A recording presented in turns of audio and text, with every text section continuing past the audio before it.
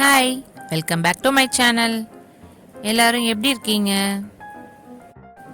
எல்லாரும் 1 மினிட்ல அரைக்கிற சட்னிக்காக வெயிட் பண்ணிட்டு இருக்கீங்களா? வாங்க பார்க்கலாம். ஃப்ரெஷ்ஷான கொத்தமல்லியை நல்லா வாஷ் பண்ணி எடுத்துக்கோங்க. ஒரு ஜார் எடுத்துக்கோங்க. அதில் இந்த கொத்தமல்லியை நம்ம கையாலே பிச்சு பிச்சு போட்டுக்கலாம்.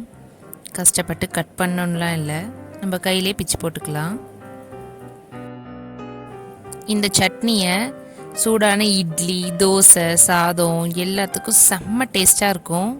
கண்டிப்பாக ட்ரை பண்ணி பாருங்கள்.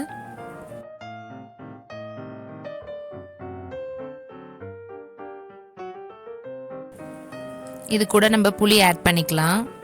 புளி டேஸ்ட் பிடிக்காதவங்க கொஞ்சம் கம்மியாக ஆட் பண்ணிக்கலாம். அது கூட பூண்டு ஆட் பண்ணிக்கலாம்.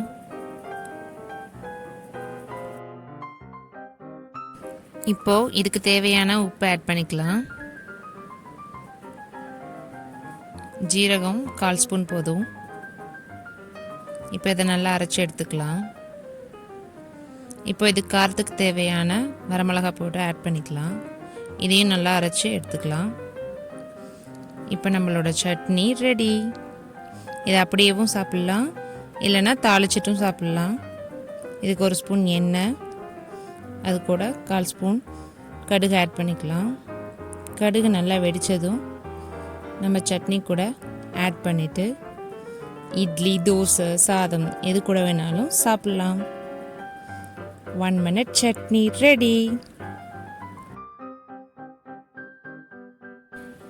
இந்த வீடியோ உங்களுக்கு பிடிச்சிருந்ததுன்னா லைக் பண்ணுங்கள், ஷேர் பண்ணுங்கள், மறக்காமல் சப்ஸ்கிரைப் பண்ணிடுங்க.